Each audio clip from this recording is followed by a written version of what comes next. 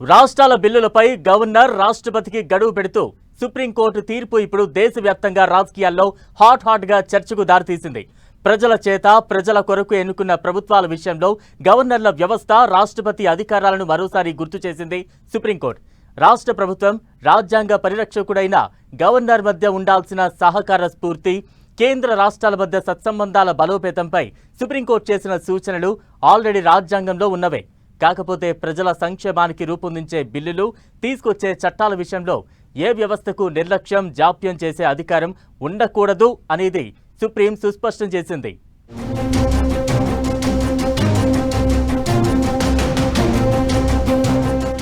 రాష్ట్ర ప్రభుత్వం, గవర్నర్ ఈ రెండు వ్యవస్థలు పరిపాలనలో జోడెద్దుల్లాంటివి.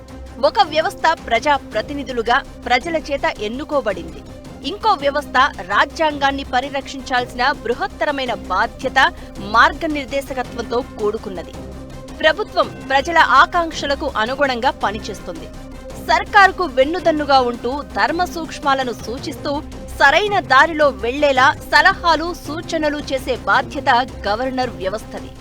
ఎవరి విశేష అధికారాలు వాళ్లవి. కానీ శాసనసభలు 1కి 2 సార్లు ఆమోదించిన బిల్లులను గవర్నర్లు ఆమోదం తెలపకుండా కాలయాపన చేయడం కరెక్టేనా? అలాగే రాష్ట్రపతి పరిశీలనలో ఉన్న రాష్ట్రాల బిల్లులు జాప్యానికి గురైతే పరిస్థితేంటి?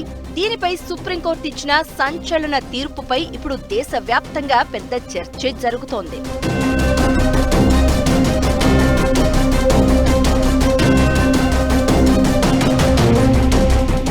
తమిళనాడు శాసనసభ ఆమోదించిన 10 బిల్లులను ఆ రాష్ట్ర గవర్నర్ ఆర్ఎన్ రవి ఆమోదించకుండా తన వద్దే ఉంచుకున్నారన్న ఆరోపణలు వచ్చాయి.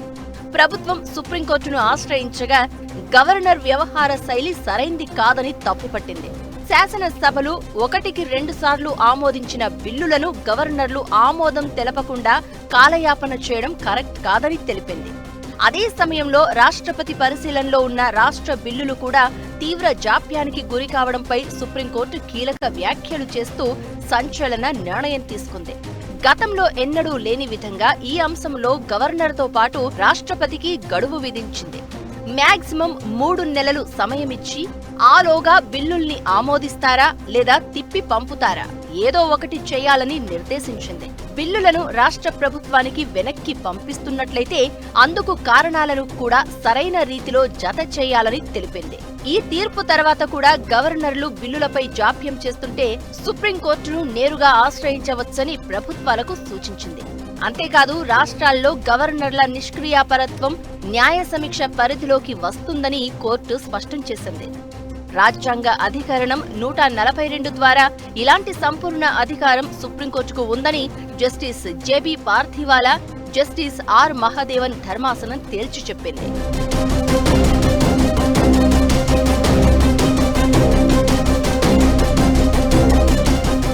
తమిళనాడు అసెంబ్లీ ఆమోదించిన బిల్లులను అక్కడి గవర్నర్ ఆర్ఎన్ రవి నిలిపివేశారన్న ఆరోపణలు ఉన్నాయి. తర్వాత కూడా ప్రభుత్వంతో గవర్నర్ ఎలాంటి సంప్రదింపులు జరపలేదు అన్నది సర్కారు వాదన. ఇదే అంశంపై 2023లో సుప్రీంకోర్టును ప్రభుత్వం ఆశ్రయించింది. బిల్లులకు ఓకే చెప్పకపోవడం, రివ్యూ చేయాలని సూచిస్తూ వెనక్కి కూడా పంపడం లేదని ప్రభుత్వం కోర్టుకు విన్నవించింది. రెండోసారి ఆమోదించిన బిల్లుల విషయంలోనూ గవర్నర్ తీరు మారలేదని ఫిర్యాదు చేస్తూ పిటిషన్ వేసింది. దీనిపైనే సుప్రీంకోర్టు సంచలన తీర్పును వెలువరించింది. కొన్ని గవర్నర్లు ఏం చేస్తున్నారంటే ఆ ప్రభుత్వం వ్యతిరేకంగా ఉంటే బిల్లులు క్లియర్ చేయకపోవటం, అలా డిలే చేయటం దేశమంతా చూస్తూ వస్తుంది. 200 ఆర్టికల్ స్పష్టంగా చెప్పింది ఏంటంటే గవర్నరు ఎంత తొందరగా పాస్ చేయాలో బిల్స్ చేయాలి. ఆయనకు 3 ఆప్షన్లు ఉన్నాయి. ఒకటి బిల్ పాస్ చేయకుండా తిరిగి పంపించడం, ఒకటి పాస్ చేయాలి, ఇంకోటి రిజర్వ్ చేయటం. ఎప్పుడైతే అసెంబ్లీ 2వ సారి పాస్ చేస్తాదో గవర్నర్కి ఆప్షన్ లేదు. అది గవర్నర్ అందరికీ తెలుసు. కానీ ఇలా చేస్తున్నారని సుప్రీంకోర్టు ఇప్పుడు దీంట్లో ఇంటర్ఫియర్ అయిందంటే అది రాజ్యాంగానికి నష్టం, గవర్నర్కి నష్టం.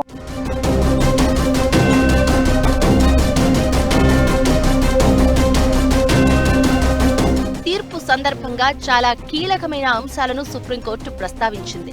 పార్లమెంటరీ ప్రజాస్వామ్య సంప్రదాయాల పరిరక్షణ కోసమే రాష్ట్ర ప్రభుత్వాల బిల్లుల ఆమోదానికి నిర్ణీత కాల వ్యవధిని నిర్ణయించామని ధర్మాసనం ప్రత్యేకంగా పేర్కొంది. గవర్నర్ కార్యాలయాన్ని చులకన చేయాలన్న ఉద్దేశం తమకు లేదని క్లారిటీ ఇచ్చింది. చట్టసభల ద్వారా వ్యక్తమయ్యే ప్రజల ఆకాంక్షను, ఎన్నికైన ప్రభుత్వాల అభిప్రాయాలను గౌరవించాల్సిన అవసరం ఉంది అనేది సుప్రీంకోర్టు తీర్పులోని సారాంశం.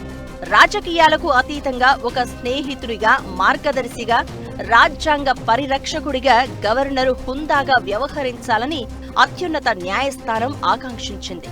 రాష్ట్ర పాలనా యంత్రాంగం సాఫీగా కొనసాగడానికి, అవరోధాలను తొలగించడానికి గవర్నర్ వివేకం, బుద్ధి సూక్ష్మత ఉపయోగపడాలి అనేది సుప్రీంకోర్టు భావన. గవర్నర్గా బాధ్యతలు చేపట్టే సమయంలో రాజ్యాంగంపై చేసిన ప్రమాణాన్ని విధి నిర్వహణలో అమలు చేయాలని justice JB Pardiwala, justice R మహదేవన్ల ధర్మాసనం సూచించింది. గవర్నర్, రాష్ట్ర ప్రభుత్వం కలిసికట్టుగా పనిచేయాలని ఆకాంక్షించింది.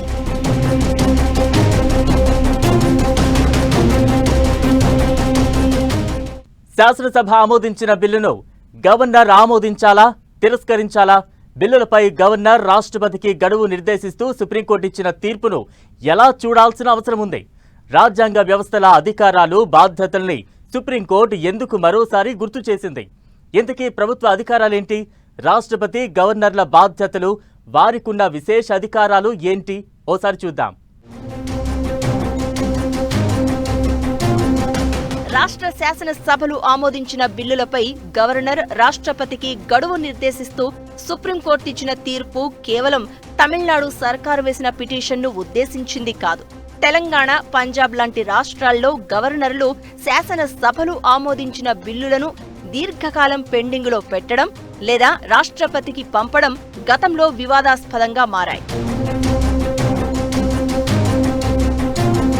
ఈ ఆలస్యాలను సవాల్ చేస్తూ తమిళనాడు, పంజాబ్ ప్రభుత్వాలు సుప్రీంకోర్టును ఆశ్రయించాయి.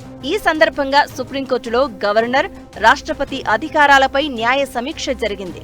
ప్రభుత్వం అంటే ప్రజా ప్రతినిధులు, శాసనసభ అంటే ప్రజల ఆకాంక్షల మేరకు చట్టాలను రూపొందించే సభ.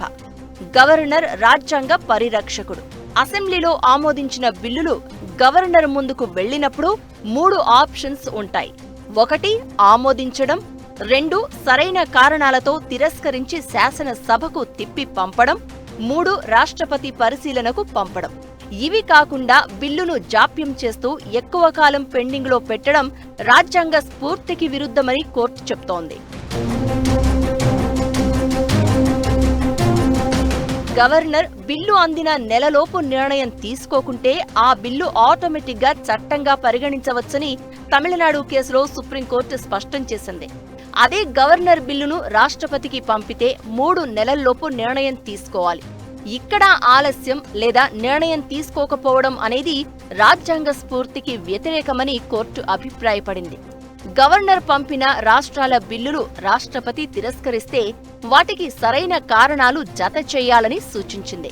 తమిళనాడు గవర్నర్ 2020-2023 మధ్య 10 బిల్లుల్ని ఎటూ తేల్చకుండా పెండింగ్లో పెట్టి ఆ తర్వాత రాష్ట్రపతికి పంపడం అనేది రాజ్యాంగ విరుద్ధమని సుప్రీంకోర్టు 2023లోనే తీర్పు చెప్పింది. ఈ బిల్లులే గవర్నర్ ఆమోదం లేకుండా చట్టాలుగా తమిళనాడు సర్కార్ నోటిఫై చేసింది. రాజ్యాంగ చరిత్రలో ఇలా తొలిసారిగా జరిగింది. సుప్రీంకోర్టు కూడా స్పష్టంగా ఏమన్నదంటే తమిళనాడు గవర్నర్ చేసిన పని అన్కాన్స్టిట్యూషన్, కాన్స్టిట్యూషన్కి వ్యతిరేకమని స్పష్టంగా చెప్పారు. అటు సుప్రీంకోర్టు ఈ షరతులు టైం పెట్టింది కాబట్టి 1 నెల నుంచి 3 నెలల్లో చేసేయాలని ఇంకా బిల్లు లాగో. సుప్రీంకోర్టు అన్ని విషయాల్లో ఇంటర్ఫియర్ అవ్వచ్చా? ఇది మంచిదా అంటే అది పెద్ద ప్రశ్న. అన్ని విషయాల్లో ఇంటర్ఫియర్ అవ్వకూడదు.